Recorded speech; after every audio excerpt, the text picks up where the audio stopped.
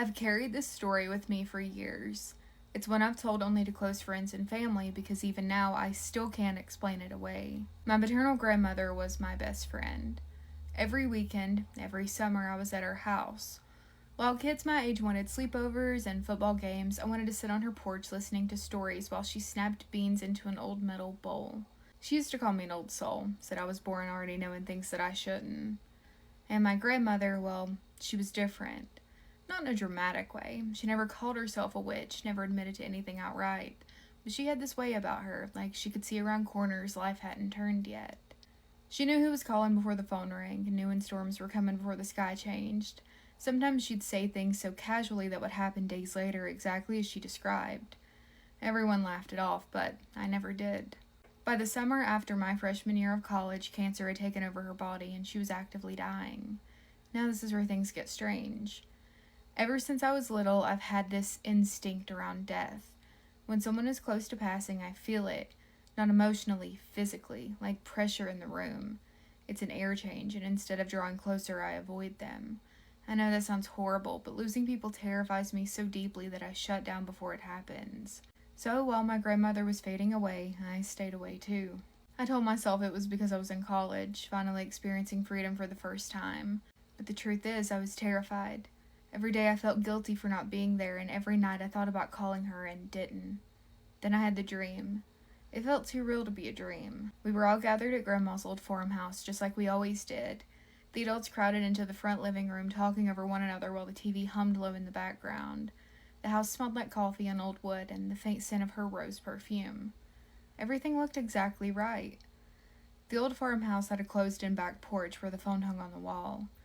You had to walk through the sitting room to get to it. Then the phone rang. Not loudly, just once. But somehow everyone ignored it except me. I got up to answer it, and as I passed through the sitting room, I saw my grandmother in the corner, rocking slowly in her old horsehair chair. She looked healthy. Not cancer healthy, truly healthy. Her cheeks had color, her eyes were bright. She was smiling at me. She'd been waiting. Then she motioned me close. I leaned down beside her chair and she touched my hand. I can still remember how cold her fingers felt. She said very softly to me, "I'm going away. Don't be afraid, I'll always be with you." There was something strange about the way she said it. Not sad, not frightening, certain. I kissed her cheek and told her I'd be right back because I needed to answer her the phone. When I walked into the back porch, and this is the part that still unsettles me, the person on the phone was my father, and the problem was my father had already been passed for 2 years. In this dream, somehow I didn't question it. We had a short, ordinary conversation like nothing was wrong. His voice was calm and familiar, almost comforting. Then I hung up. As I walked back through the sitting room, I noticed my grandmother's rocking chair was empty. Still moving back and forth, slowly creaking. I remember standing there in the dream, confused, staring at the chair moving by itself. I assumed she had simply gone into the other room with the family, but something felt wrong. Then I woke up. The moment my eyes opened, I felt it. The heavy feeling people talk about after nightmares, except this wasn't fear. It was final. Like something had already happened before I even knew it. A few minutes later, the phone rings in real life, and before I answer it, I already knew. It was my uncle calling to tell me my grandmother had passed during the night, the exact time I'd been dreaming. For years I tried to rationalize it. Grief, stress, anticipation. None of that explains why my father was on the phone waiting for me, or why my grandmother looked relieved instead of afraid. And honestly, the thing that unsettles me the most is this. My grandmother always told me death wasn't an ending, just crossing rooms. That night she didn't disappear, she simply got up from her chair and walked to the next room. The dream made sense then. She was preparing me for her passing and comforting me. I still feel her to this day, her and my mother, my 2 witches.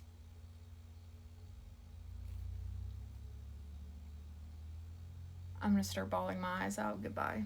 What if you were stalked by someone since you were 8 years old, but all that they did was whistle at you? Welcome back to Creepy Crochet and Creepypasta. Guys, I'm not joking, this one seriously messed me up. And it has video evidence. Let's get into today's story. I have been waiting a long time to tell Reddit the full story of the Whistler. This story requires many details, but it is unexplainable, creepy, and 100% true. When I was about 8 years old, I was taking my dog for a walk through the neighborhood with my mom. It was maybe 11 p.m. We live next to a swamp and or woods area on the edge of our neighborhood in Lansing, Michigan. I remember it being very silent and slightly windy. From down in the swamp, we heard somebody whistling at us. It sounded sort of like a bird, but each whistle was different enough where the lack of consistency made it human-like. The whistle sounded higher than lower. I can't really describe it. My mom had a concerned, slightly terrified look on her face and grabbed my hand and said we should go inside quickly. I didn't understand because I was too young, but seeing my mom freaked out made me freak out too. After a while though, I kind of forgot about it. 2 years later, I was taking my dog out again late at night. There's a large bush that could easily obscure a person behind it just next to the front door. As I was finishing the walk, the whistling noise started again. Same pitches, same inconsistent human-like tones. As soon as I heard it, a chill went down my spine as I remembered exactly the feeling of seeing my mom, terrified, looking down into the swamp at something I couldn't see. Maybe she couldn't either. I ran inside as fast as possible. Years went by and I thought about it less and less. I told only a handful of people and eventually it slipped from my mind. Fast forward to last summer. I'm 24, started dating my girl Sarah. We moved out to South Dakota for work. For Independence Day, we decided to go to Pierre, South Dakota and watch the fireworks along the bank of the Missouri River. There was a free camping spot behind a hospital where you could pitch your tent, hang out, and see the fireworks up the river. We were near the end of the campground and there were very few people around us. As it was getting dark, the fireworks began. They were pretty far away, so the illumination they brought was very little. Thus, we had to sit right at the edge of the river to be able to see them. A huge thunderhead was moving in, and a storm was imminent, so the air seemed electric and the wind was picking up. The atmosphere was eerie, to say the least. The police boats herded all the other boats off the river and had left our area to do that elsewhere. Most of the other campers walked up the river to have a better view of the fireworks, but Sarah and I stayed back and were drinking PBR tall boys and kicking it. Suddenly, we heard the sound of a paddle methodically dipping into the water. We saw a figure steering a canoe about 20 meters offshore. Sarah decided to go get more beers from the car, leaving me alone to stare at this mystery person. And then, of course, they whistled at me.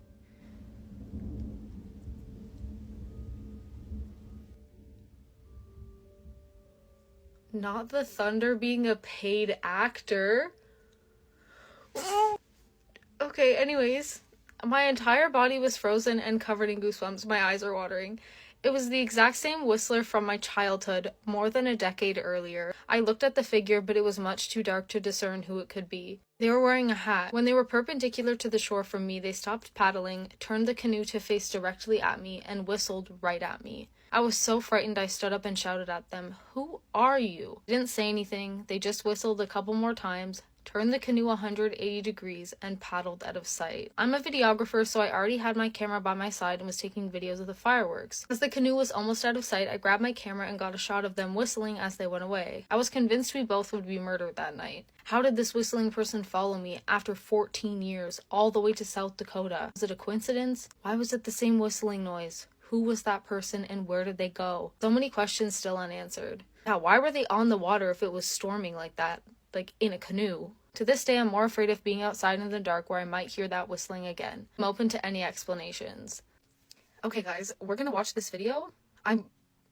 It's so creepy.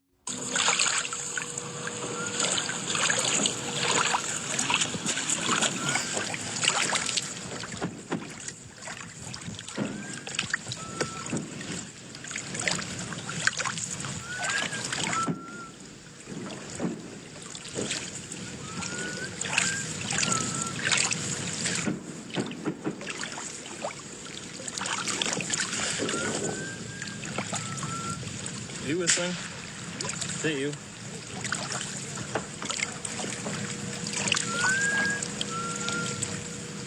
Stop it. Just wait, he's gonna like zoom in.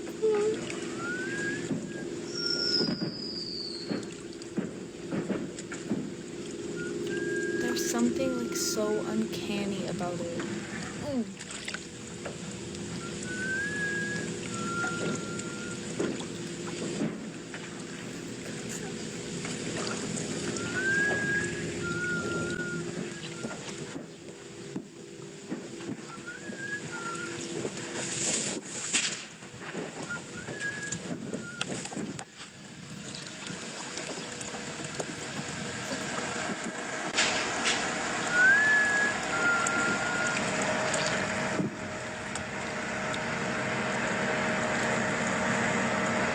Tonight I want to talk about a classic haunted house story that was experienced independently by two separate families. Now, this was a true viewer submitted story, and the first incident started in 2006. Now, these people would like to remain anonymous because this is a small town, but the property is number 10 Terry Street in Mullins, West Virginia. And in 2006, this person had some close relatives staying there. And not only was it plagued by constant electrical interference, like in one example, they had to buy a brand new TV and it just flashed and never worked again after they plugged it in there. So another time, the lady of the house was woke up in the middle of the night by the bed violently shaking. And in between her and this long hallway that goes up to the attic, which, by the way, this long hallway is where everybody gets like a foreboding feeling. The space in the attic and the space leading up to it is where everybody gets that creeped out feeling. But anyway, in that hallway is where she saw what she likened to like one of the tall gray aliens, the kind with the spindly limbs and the round head. She said it looked more alien-like when it manifested. But in 2009, this person had some more close relatives move in to this same address. And this time, it was the man of the house the first time. He was woken up in the middle of the night, and there was a mist at the foot of the bed that then manifested into a child. Now, in both these cases, the men of the house worked and were away from the home more, so it was the ladies of the house that experienced more. But in this instant, the lady of the house experienced not only the child spirit, but also a grown man and a dog. So they're also reaching out. They want to know if any other maybe previous tenants or owners. And by the way, this place is listed as privately owned. It's not for rent or anything, so it's private property. Don't go traipsing around the place to check it out for yourself. It's not that kind of party. But anyway, that's been Jay's Haunted Appalachia for tonight. Again, that is number 10 Terry Street in Mullins, West Virginia.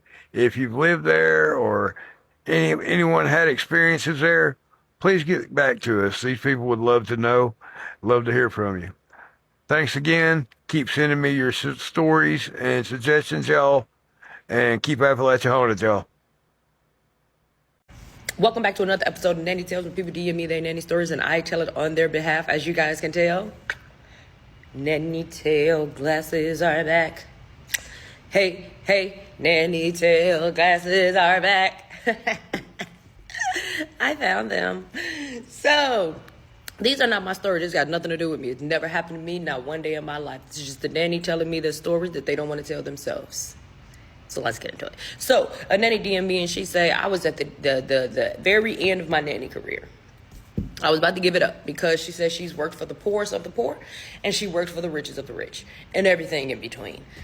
She did babysitting jobs, travel jobs, vacation jobs, like every nanny job you can do. She says she have tried it and she's done. That's fair. So she said as she was wrapping up her last job, she said, you know what? I'm going to give it one more chance. I'm going to see if I can find something really interesting. If it's not interesting, I'm going to just let it go.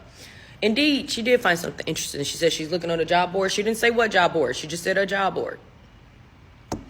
She said, I'm looking on the job board. The job board said, we're looking for a nanny for our boy. That was the title, for our boy. Your boy what? Dogs? Like, son? Like, what do you mean boy? So she said throughout the whole job description, they just kept referring to their son as the boy. We need help with the boy, our boy, the boy. So she's just reading it. She's like, maybe they don't, she said, I don't know. She said she just didn't think anything of it. And I would have, because what do you mean the boy? So she said she keeps going through the description, and at the end of the description was like the pay and all this stuff. So she said it was $2,200 a week. A week. But it was out the country. They would fly her out. She would have her own private place outside of the home, connected to the home, but not in the house. It'll be like a back house or whatever. So she said, okay, cool. Like, I'm liking this. But then she said at the top and at the bottom, it said, you must be a believer and you must believe anything is possible. And she said, I mean, I'm a believer and I believe anything is possible. Okay. So I said, thinking to myself, like, girl, you didn't think to look the people up? She didn't look the people up. She sent them a message and said, hey, I'm interested in the job. Tell me more. And they was like, yeah. They told her exactly what was on the job description. The job description that they're looking for, nanny. You must believe anything is possible. You must be spiritual. And yeah, we'll fly you out. You can live with outside of our home. So it's like you don't have to pay rent or anything. We won't charge you. We won't take it out of your pay. We just really want and need a nanny. She said, well, if anything happens, it just happens. Because I think I want to take it. So she says that they pay for her ticket, the best flight she's ever took in her life, out the country. She don't want me to say the country, but she went out the country. So she says she gets there, gets to the airport, drivers there to pick her up. Very nice people. Everything's very nice, nothing strange, like no kidnapping vibes. She gets to the house, and she said, damn near like a castle. It's ginormous. She said when the driver pulls up and the gates, big gates, open to drive through to come up to the house, she said the people that live, the mom and the dad comes out and greet her in the parking lot. She's like, wow, stunning home. Like, I can't wait to meet your son. Like, is he sleeping? They said, he's around. And so she said, oh, okay, like, I can't wait to see him. And she's like, yeah, I'm excited for you to meet him. But before you enter the home, you got to say this prayer. And I'm not going to say the prayer. I didn't even read the prayer because I don't believe in reading stuff that I don't know what it means. So whatever the prayer was, she said the prayer. Goes in the home. She's exploring the home. This is the first day. She's like, stunning. Everything is stunning. So she's like, I'm excited to meet your son. And she said every time she said son, they kind of was just like, and then they'll like chuckle like, yeah, our boy. And so she was like, the dad just kept pushing like, so you do believe like anything is possible. Like you're not weirded out by like spiritual things, like things that is present, but you can't always see. And she's like, yeah, absolutely. I believe in that. Like I believe in like spirituality or whatever. And he's like, okay, good. And so she was like, she's just going through the house, and she was like, something triggered in her mind to ask her, like, what was that prayer we just prayed? He was like, sometimes in order to see things, you need to make sure that we all agree that we can see what it is that we're seeing. And I said, what? What do you mean? And she was like, that's exactly her response was like, I just was like, oh, okay, like, I'm not really sure what that means. So she's like, the whole time she's walking through the house, she's like, where's your son? Where the hell is your son? So no son. The whole first day, she did not meet the kid. She said they would get dinner ready for him. They would do all these things for his son, but they'll take it up to his room. She went and looked at his room. And she said his room was a little further into the house. But day 2 come, and she's like, okay, I'm excited to meet your son. So she says as she goes to bed that night, she has a dream of their son, like what their son looks like. And she was like, that was so strange because she's never seen their son before. But she's like, man, that must, like, when she told them the dream, like, I dreamed of like this. She was like, I dreamed of like this little boy look like this. It's so crazy. She's like, that's our son. And she's like, that's the first time they said it. Like when she said she saw his face, they said, that's our son. But then after that, after not his face being mentioned no more, they'll say, that's our boy. So she's like, okay, I'm ready to meet him. So she looks down the hall, and she could swear she saw a little boy. The little boy comes walking down. He doesn't say nothing, but he comes walking down. And she's like, good morning. Like, I'm so happy to meet you. Like, and she's like, look just like the boy from her dream. Just like the boy from her dream. So she's like, that is so crazy that you're just like the boy from my dream. And she said he was eating, not talking. eating, being around, but not talking. She said she'll see him when it's like time to eat. See him, like he's never like playing or like reading a book, or like if he's in a room, he's just like sitting in the room, just sitting there. So she's like, like, is he, does he have a disability or anything? Like, is he nonverbal? Like, there's like, no, he talks. He talks. You haven't heard him talk? Like, he's been talking. And she's like, no, I have not heard him talk this whole time. He's been pretty. They was like, oh, okay. And so she said she go to bed that night, have another dream. In the dream, the little boy is talking. He's talking in the dream. Wake up the next day, the little boy is talking in the house.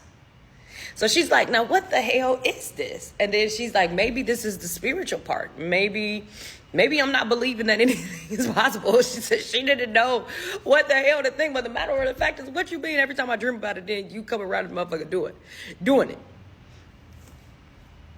She said she stayed, and this happened like anytime she'll say, like, does he like not read books? Does he not play with balls? Does he not run around? They'll say, oh. Dream about it. The next morning, he's reading a book. The next morning, he's running with the ball. The next morning, he's doing this thing. I said, girl, when did you leave? And what the hell is going on? So she said at some point she got so used to it because like a week straight, every time she asked about an activity that the little boy should be doing, she dreamed about it and it happened. So she's like, at this point, maybe she's just not paying enough attention. And maybe, like subconsciously it's bringing to her attention that he does do these things and she's just not paying attention to it. Interesting.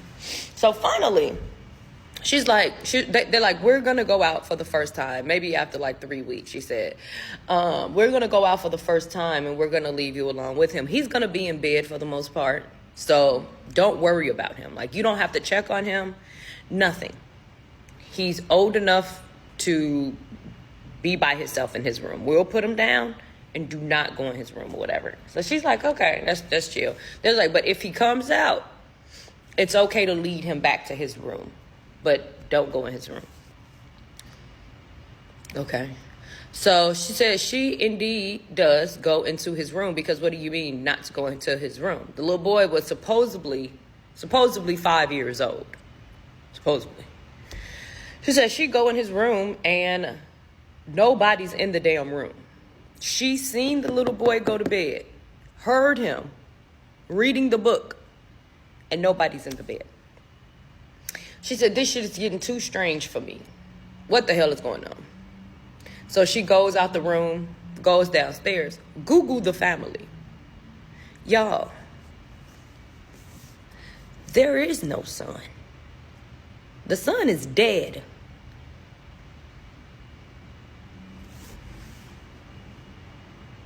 The son is dead. And it was a ghost or whatever the fuck they summoned. She's Googling, she said. And she's seeing people talk about this family. Like they went, other nannies went, the family told them, the boy, when you see him, then they say, our son, then you dream about him, and then you see him, but then you're saying these prayers every day, or every other day, or every so often, you saying these prayers to just believe that anything is possible. And the little boy was never alive. So they was just summoning this little boy. And he was coming to life somehow. They believed so much. That's why you don't need to be saying no doggone prayers that you don't know what it is. So she said she was like so scared because after she looked it up, she said she looked over and she saw the little boy. He didn't talk. He didn't do nothing. He was just standing there looking. And so she was like, her heart just dropped to her feet and she just went out the house to her back house. So when she came back, the parents knocked on her back house door and she's just like, she said the mom was like, you must have found out. And she's like, what? They said, you must have found out. You must have found out. I can imagine what happens now. It's like, yeah, our son, he transitioned from this life, but he did not die. He drowned in their pool because another nanny was there and was supposed to be watching the kid, wasn't watching the kid, and the kid drowned. And I said, damn, what was the nanny doing that long that you had enough time for a kid to drown? The kid drowned. They got the kid up. The kid came back to life for a couple of minutes, breathing and stuff, and then he indeed died. But they was like, yeah, so he drowned, but he came back. And so we hold on to him being back. He never died again. His body that we knew is gone, but not him. So, like, you're probably going to be done, and we do understand. That's why we pay so much. That's why we try to do all these things, and, like, that's why we say the prayers, because you do have to believe, and you believed because you had the dreams, and those dreams got you ready, to accept this reality of our son. And she said she definitely went the fuck home, and she stopped nannying forever after that. The next full moon is May 31st. It's going to be a blue moon. This is a rare event. It happens. It's a second full moon in the month. Under a blue moon, the world feels different. The summer could change. The weather could get loud. When the moon comes in twice, the weather thinks twice too. So think about planting season. Seasons can shift strangely. We've had some funny weather. A blue moon near May was sometimes tied to late frost and unusually wet summers. In Appalachian folklore, a rare moon meant powerful signs, so dreams were more meaningful. Some believe even planting under a full moon was strong, but some other people believed it wasn't, because the season became unpredictable. So some older Appalachian superstitions. A wedding under a blue moon brought an unusual marriage. A wish made under a blue moon could follow you for the rest of your life. So be careful what you wish for.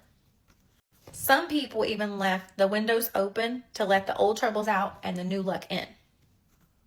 The May moon is usually called the flower moon, which is tied to wildflowers, the abundance, the coming of summer. But now it's all mixed together because we have two moons, so that means summer is ahead. The blue moon is not actually going to appear blue. This is just the calendar timing for it because there's two full moons this month. The moon can appear bluish after wildfire smoke, volcanic ash, or heavy particles in the atmosphere. That is what makes the moon blue. This moon will be a micromoon, completely opposite from a supermoon. It will appear slightly dimmer and smaller than usual. A red moon means storms coming or an unsettled season or an emotional change. An orange moon is tied to rain or heavy humidity. A golden blue moon is a good sign for crops, abundance, and peaceful weather. A pale white blue moon was associated with frost, cold mornings, and still weather, preparing for a hard winter. A truly tinted blue moon was actually rare and mysterious. The world was out of balance. Never sleep with your bedroom window open. If you have the habit of sleeping with the window open, I recommend you stop doing it for your own sake and for the well-being of your home. It happens that during the early hours, usually between 2 a.m. and 4 a.m., wandering spirits begin to roam the streets. Some are lost, some are searching, and many are simply watching. These entities are drawn to energy, warmth, and movement, and when they pass your house, the window becomes a temptation. If it's open, it becomes an invitation. Spiritual traditions say spirits don't break in. They wait for a door, a mirror, or yes, a window to be left open. This is why many people report hearing strange noises or seeing macabre shadows passing outside their windows at night. It starts with light tapping, a chill. Sometimes the curtain moves without wind. It gets worse when your lights are on. The reflection of your room against the dark acts like a beacon. You might feel safe behind your walls, but something could be watching from outside. And if any of these spirits manage to enter, manifestations begin. Cold spots, flickering lights, nightmares, voices, and they're difficult to remove, so if you sleep with your window open, be careful. Like, follow, and share for more terrifying stories. I'm a minister's daughter, and I can tell you for a fact that demons can dwell in a church. Hey there, welcome back to Pink Hair Ain't Scared. I'm Marge, your spooky drag storyteller. Let's dive in to a true scary story. My dad used to minister at a church in my hometown. The church had 3 buildings: the old church, new church, and gym. To me, the old church always felt off. This part of the building had an upstairs and a downstairs. Downstairs had a kitchen, the fellowship hall, and the room where all the men meet. Upstairs was the old sanctuary, women and children Sunday school classrooms, a nursery and toddler room. The sanctuary smelled like old wood, mildew, and as if something died up there.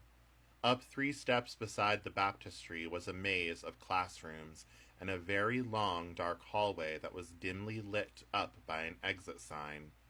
It was always quiet in the old building. So quiet you could hear footsteps when no one was up there. I've always had a spiritual gift of seeing and feeling things other people couldn't.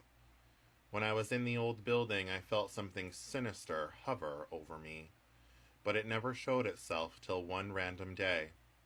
I was cleaning the old sanctuary, preparing it to be turned into the new youth room.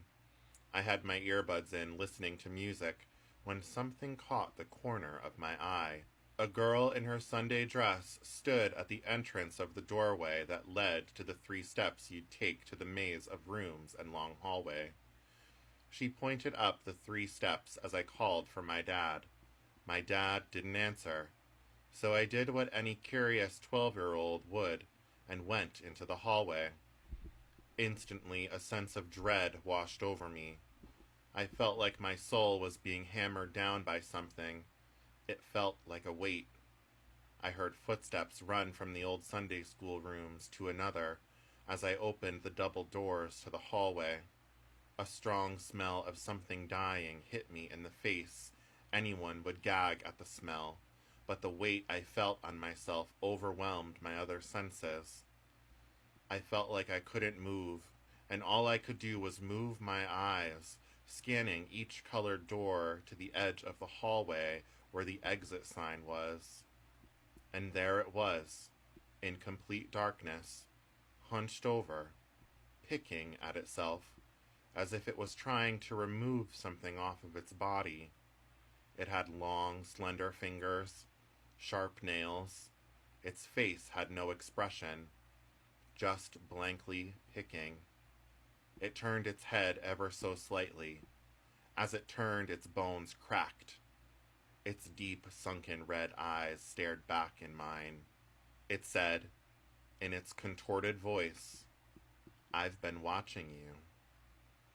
Its voice echoed through the hallway as it stood, stretching out of its hunched form. It screamed this contorted language as if it were speaking in tongues.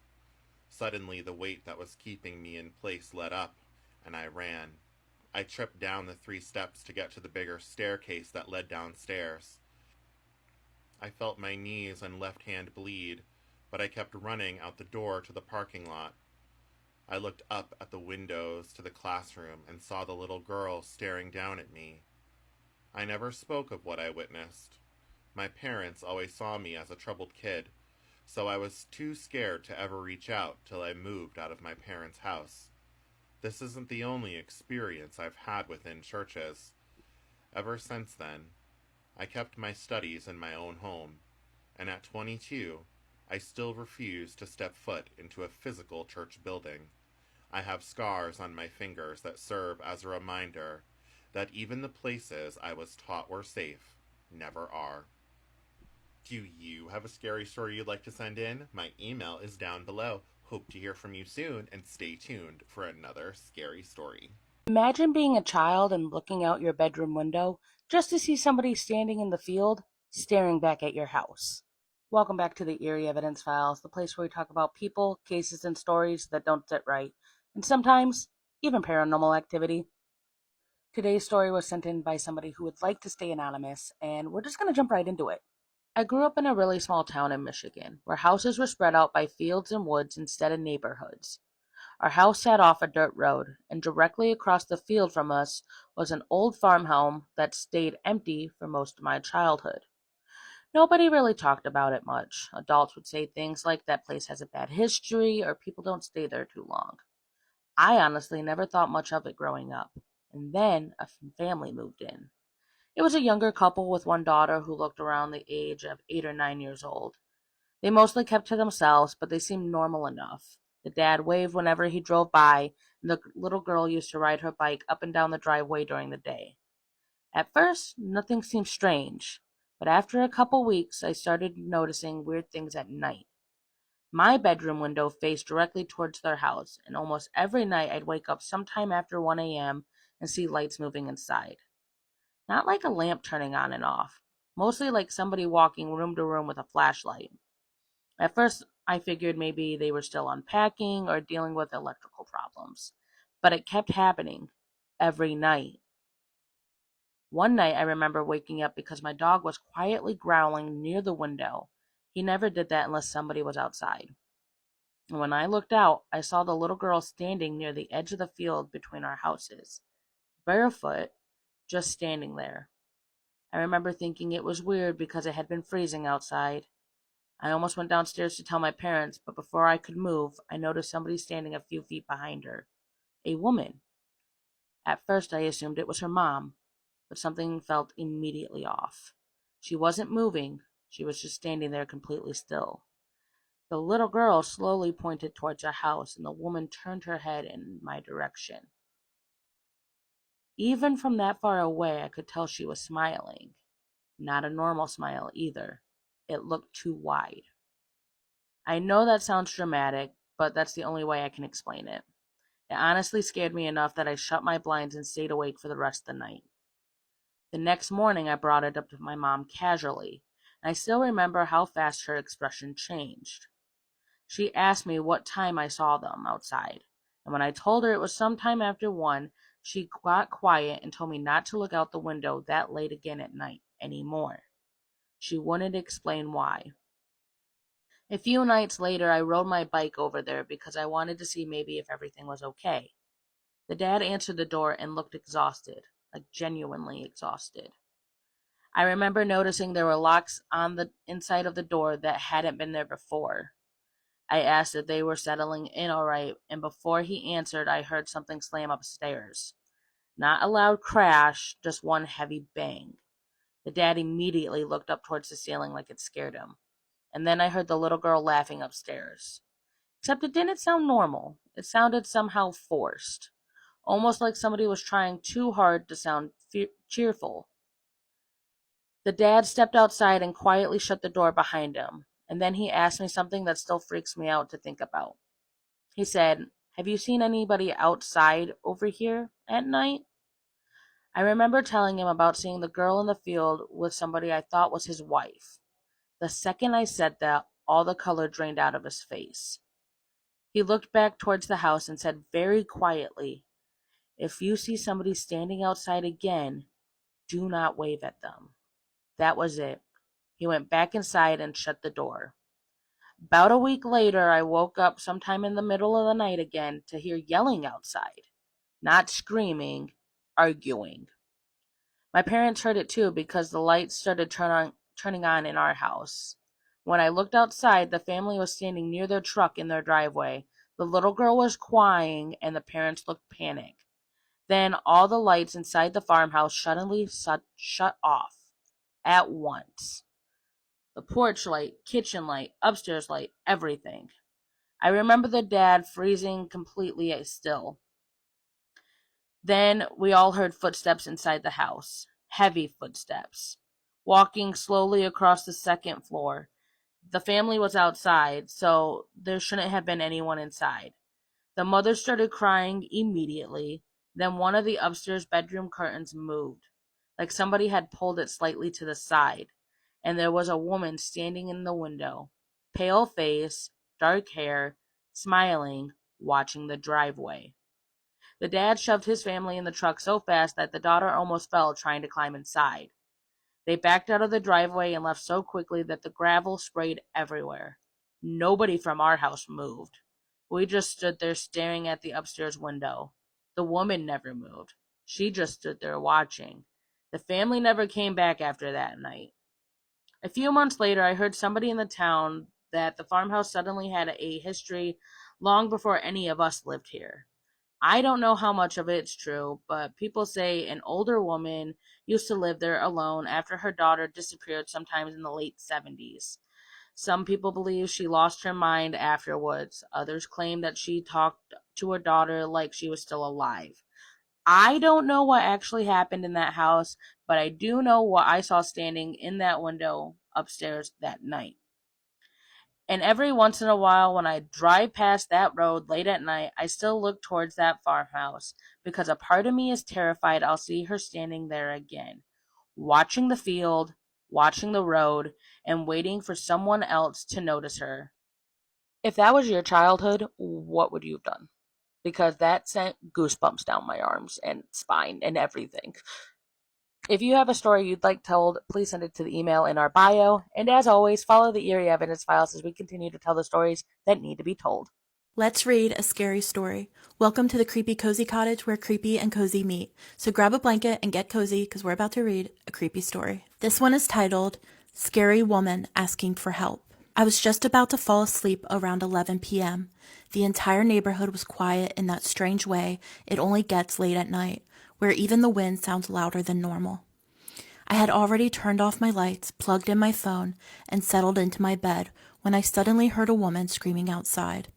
At first, I thought maybe it was just someone arguing in the distance, but then I heard her cry out again, louder this time. She sounded terrified and in horrible pain. She kept calling for someone, a man, I think, though I couldn't fully make out the name she was yelling. The way she screamed didn't sound fake or playful at all. It sounded desperate, like she genuinely needed help immediately. I froze in bed for a few seconds, trying to figure out where the sound was even coming from. The screams echoed strangely through the area, making it hard to tell the exact direction. Then I heard the woman sobbing and begging for help, followed by a few strange choking or gargling noises that made my stomach drop. After that, everything went completely silent. Not normal silence either, the kind that feels wrong, like the whole area suddenly stopped breathing. I grabbed my phone and looked out my window, but I couldn't see anything except darkness and the empty field beside the neighboring property. The place where the sound seemed to come from made no sense. There's only a long concrete wall there, and behind it is just a huge open field that stretches out for what feels like forever. There aren't any nearby houses except a few far off in the distance, and as far as I knew, only women lived there. No cars drove by, no lights turned on, and no one else seemed to react to the screaming except me. The weirdest part was how suddenly it all stopped. 1 second, the woman sounded like she was in unbearable pain, screaming and crying so loudly I could hear every word through my closed window. And the next second, there was absolutely nothing. No footsteps, no voices, no movement in the field, nothing. It felt unnatural. I even stepped outside for a moment to see if maybe someone nearby had heard it too, but the street was empty. I end up texting the guy who lives next door because I was too nervous to walk around outside alone. He responded almost immediately, asking what I was talking about. When I explained the screams, he got confused and told me there shouldn't have been anyone near the wall at all because there's literally nothing there except the field. He even checked from his side and said he couldn't see anybody. At that point, I started feeling genuinely unsettled. My mind kept replaying the noises over and over. The woman's voice sounded so real and terrified, I can't convince myself I imagined it, but at the same time, none of it makes sense. I've lived here for years and had never heard anything remotely like that before. The silence afterward was somehow worse than the screaming itself. Now I'm sitting in my room with every light turned on typing this because I honestly don't know what to think. I keep staring out my window expecting to see someone standing near the wall or walking through the field, but there's nothing there. Maybe there's a logical explanation and I'm just overreacting, but the whole thing felt horribly wrong.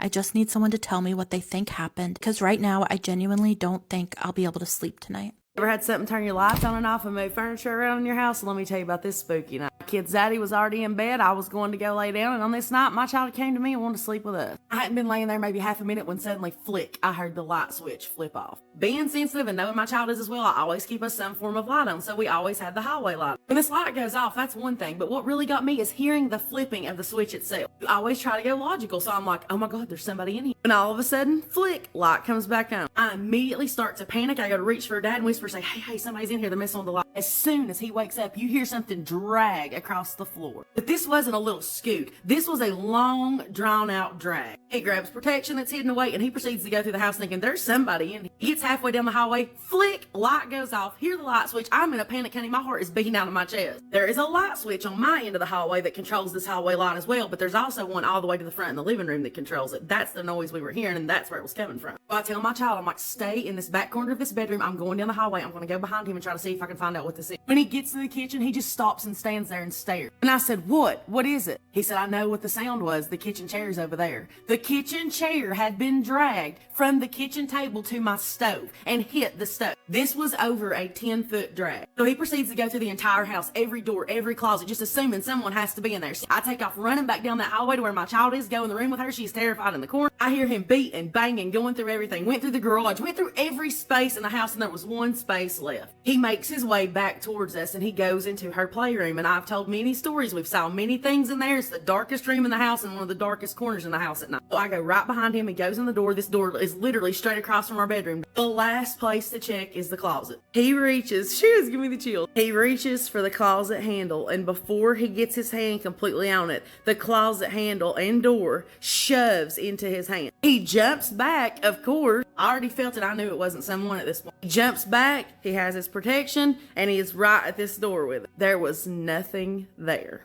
He knows when I talk about these things out loud and tell these stories, it tends to make things happen. He immediately looks at me a little angry and says, were you not spending all evening talking to your best friend, which is my sister-in-law, telling her a bunch of different stories of things you've went through? And I'm like, yeah. So instead of me being the one that normally takes control of the situation, says, no, this is not happening. He flips that light back on. He says out loud, we are going to bed. This light will be left alone and nothing else is going to happen. We all go to lay down. He shuts the door, locks the door, lay down to go to sleep. And obviously there wasn't much sleeping that night because I was sitting there just waiting for the next thing. But luckily it died down that night. That's just one of hundreds. If you've ever had experiences, comment them down below. If you want to hear more of mine, let me know in the comments. Love yins. The two short stories that I'm about to tell you are exactly why Ouija boards are not toys. It was around 2017 or 2018 and I was in the 7th grade. Back then, Ouija boards were blowing up online, so I actually made one out of thick cardboard to play with my friends and I brought it to school. We started messing around with it during recess. Of course, we were just goofing off and nobody was taking it seriously. While we were debating whose spirit to summon, a few of my friends suggested calling on their late grandfathers. I vividly remember thinking to myself, man, I guess I'm the only one here whose grandpa is still alive. Anyway, the school day ended and I headed home. My mom told me we were staying over at my uncle's house that evening. We went over, I had dinner, and hung out with my cousin, and when it got late, we set up our beds and went to sleep. At around 4 a.m., my mom woke me up to tell me that my grandfather had passed away. I don't really know how to start this, but when my dad was 12 or 13 in the late 70s to early 80s, him and his siblings decided to play with a Ouija board his older sister had made. It started out with laughter and jokes and the usual accusations of each other moving the planchette. He then told me that all of a sudden they all heard rapid footsteps from upstairs in the room above them and the house went dark. All of the lights had gone out, which wasn't uncommon for a house in the 70s in Liverpool, so they thought nothing of it. That was until they turned the lights back on and every plug had been unplugged from its socket in the house. Since that day, he's had countless paranormal experiences, some of which I've experienced firsthand. Even to this day, he says that he sees things and he feels watched. I got paranormal evidence on my grandmother's old tablet. Sadly, I don't have that video anymore, but let me tell you what happened. So it was way back when I was way younger and I found my love for paranormal things and ghost videos and stuff like that, and I had this neighbor friend. Me and her went around my grandmother's house just recording because we wanted to catch paranormal activity. I thought I was hearing responses back, which that should have been the first start of me thinking, oh, I actually have a gift or something. But back then it wasn't very widely known to kids. So anyways, we're walking around with this tablet asking questions and I was like, I think I heard a response. And so we cut off the video, and there was a response, and it was a name. So we turn it back on, and we keep on asking questions, and we should have just stopped at the name, because when we started asking more questions, we got growls, we got weird noises, and things that I still can't explain to this day. Eventually, I seen that Shadow Man thing that plagued me for years, and I should have connected the two, because I also tried my first ever Ouija board trying with making it with only paper, and it didn't work, but that still opens the door. If you want to hear more paranormal stories, and maybe this one a little more in depth, or you have any questions, feel free to leave them in the comments. Love y'all.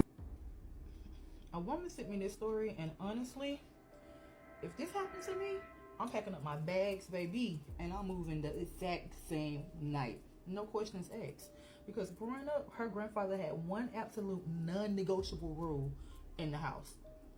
He told her, if somebody knocks on the door late at night, you can open it once, but you never, ever open it twice.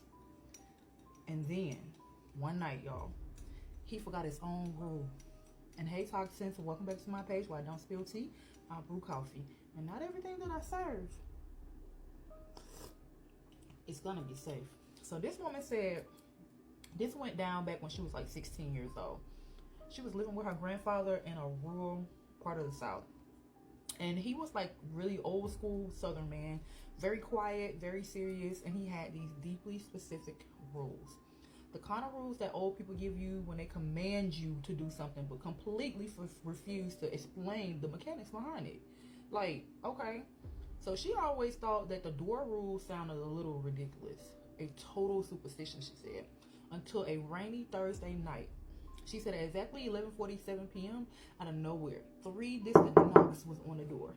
And it wasn't like a pounding, and it wasn't frantic, it wasn't like an emergency. It was just really aggressive and very deliberate.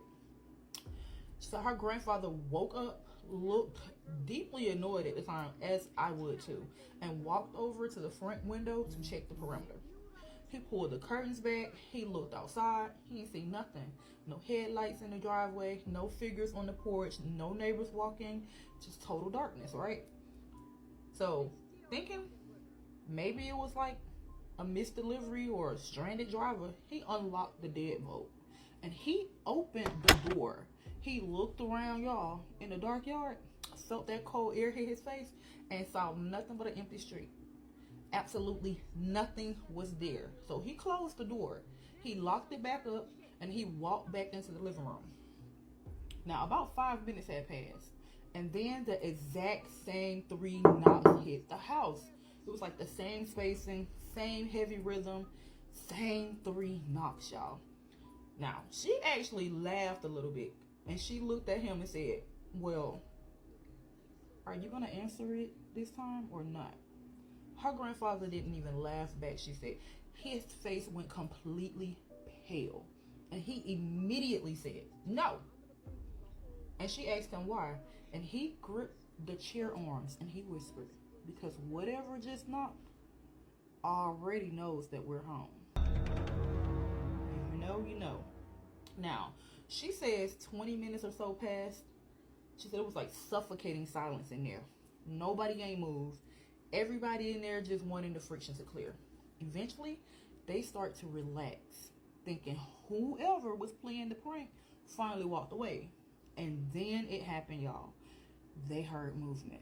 But it wasn't coming from the porch anymore. It was on the inside of the house. So it was slow, heavy-ass footprints dragging across the hardwood floor. So at first, it was in the living room. And then it was a long pause. The sound of something shifting in the kitchen, y'all. So like it was in the kitchen. So she immediately panicked, thinking that it was a physical intruder, like somebody done broke into my damn house. And they had managed to slip through the back window or something like that. So her grandfather stood up fast. So he grabbed her arms with absolute force, y'all. Looked her dead in the eyes and said, don't you dare go looking. But here's the detail that made her stomach completely drop, she said.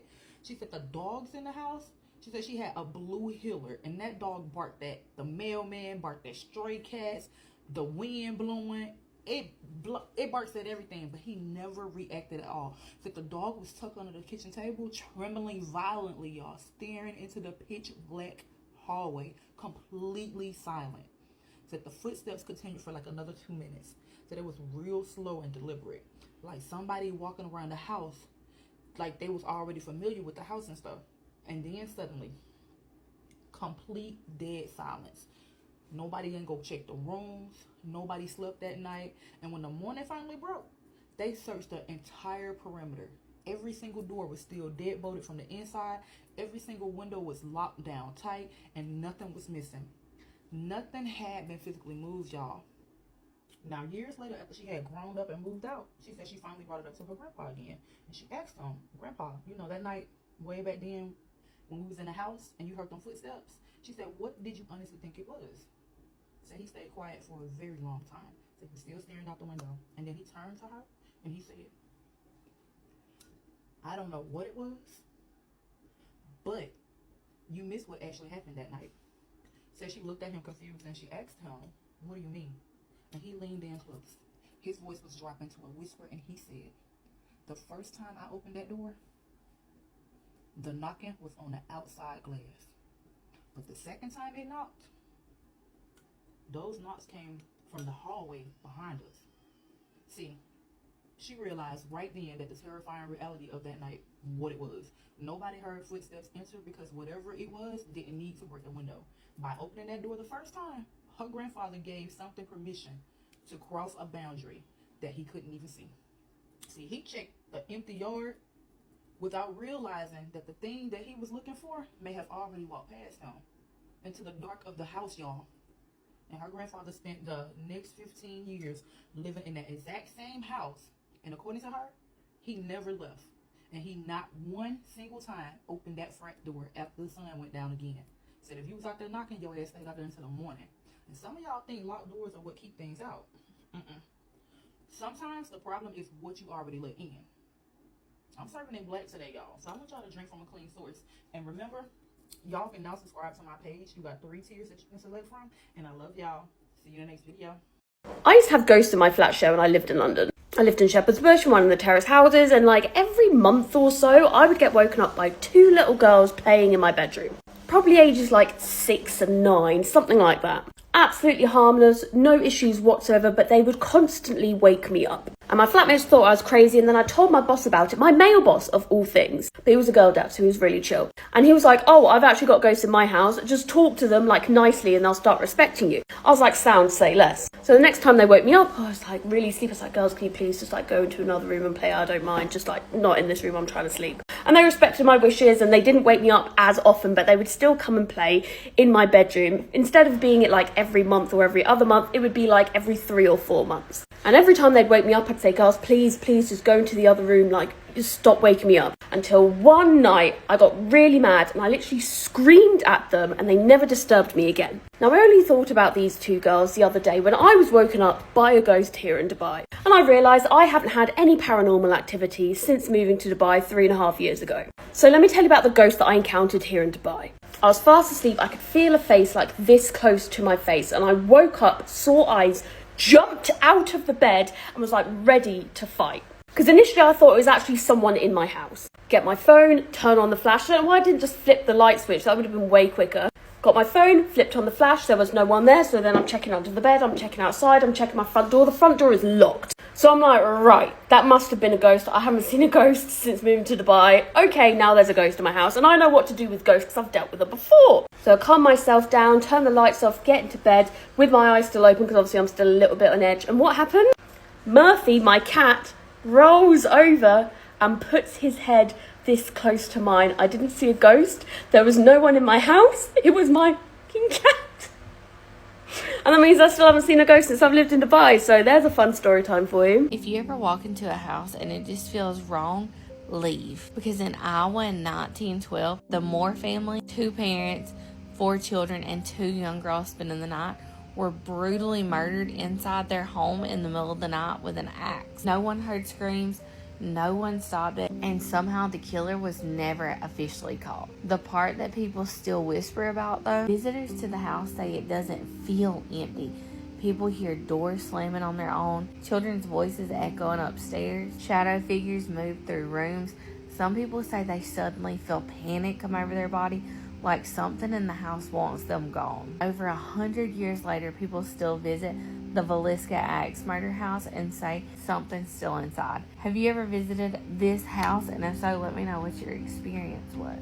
So I don't know if you were into classic horror movies growing up, but who else remembers that movie called Final Terror? Mind all the traffic in the background, but I'm gonna tell you guys a story that happened to my dad when he was younger, and it was just like that movie called Final Terror. Final Terror is a movie that's based off of a bunch of people that went camping in the middle of the woods, and they ended up running into this person that was wearing a ghillie suit and ended up all of them. My dad passed away a few years ago, but one of the stories that he did tell me that really stuck with me growing up was how him and his friends went camping out in the woods, and they ended up running into something that could only be explained with a police report. I remember when he told me this growing up, the fear in his eyes. Now this is a grown man we're talking about here, but it was him and his friends. They went camping out in the woods, and they all decided to take a walk down the trails. He said that when him and his friends were taking a walk down the trail, they started hearing these weird noises out in the woods. It wasn't long before one of them ended up walking into the woods to try and figure out what these noises were, and that was when my dad told him to stop, because if my dad's friend would have went any further, he would have accidentally stepped onto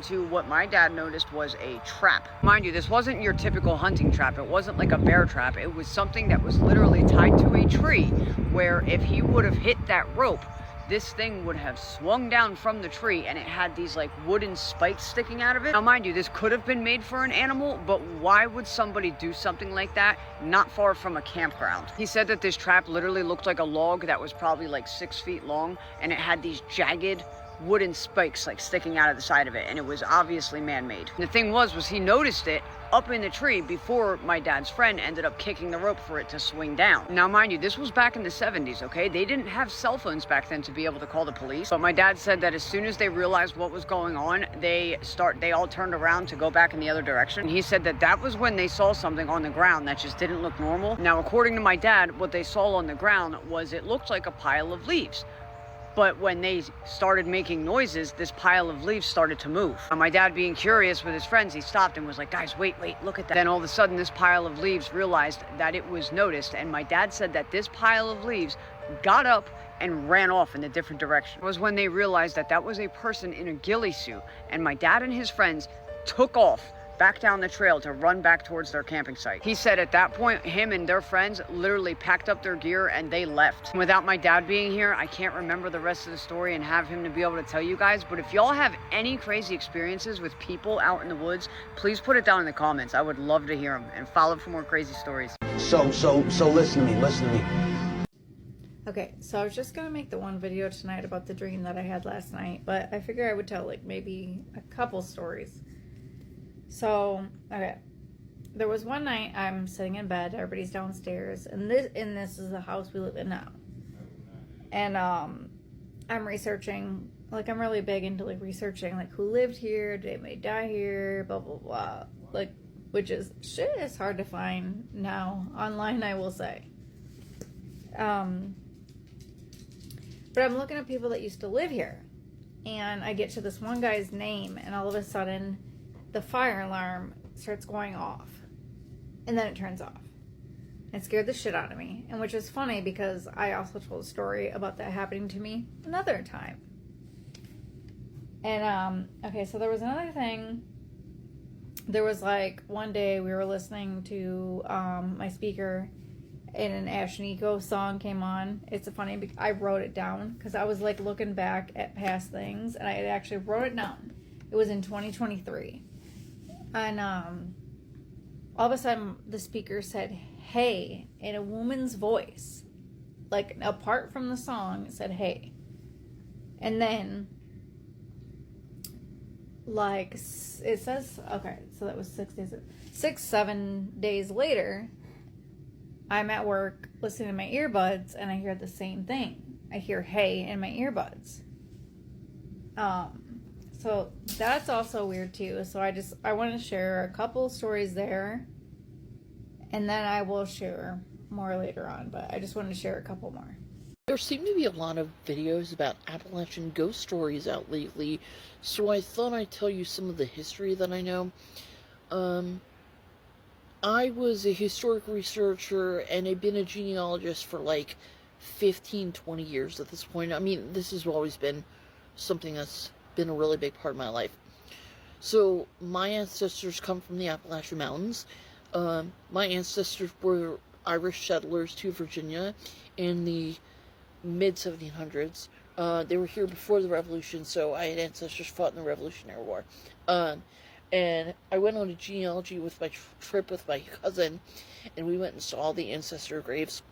So my ancestors largely came from Augusta County, Virginia, and Rockbridge County, which is the county of Natural Bridge, Virginia. So Rockbridge being the name of the county after the Natural Bridge formation. Basically, like, there's a book called The Annals of Augusta County. They have a copy of it in the state archive. It's also online. But this book actually has a ton of documentation on my family stories. Because, so when you talk about the history of Augusta County, there was 2 grants by an Irish guy. Basically, he bought like a giant tract of land, and all these people were going to move in on it. So I am a direct descendant of several of the families that were in this grant. There were 2 grants, the Borden grant and the, I can't remember the other one, but I am directly descendant of residents of both. So my families were the white pioneers. This book, The Annals of Augusta County, talks about a lot of the original families in the Borden grant and the other one, which I can't remember right now. I don't know why I can't remember. I've done tons of research on this. It talks about the beliefs in witchcraft that were deep in the Appalachian Mountains at the time. So it was really like unsettled, wild land over there, and my ancestors had much war with the Native American people that lived out there. The Battle of Carr's Creek, several of my family members were murdered by the Native Americans, and it was over land. You're white pioneers, you stole somebody's land.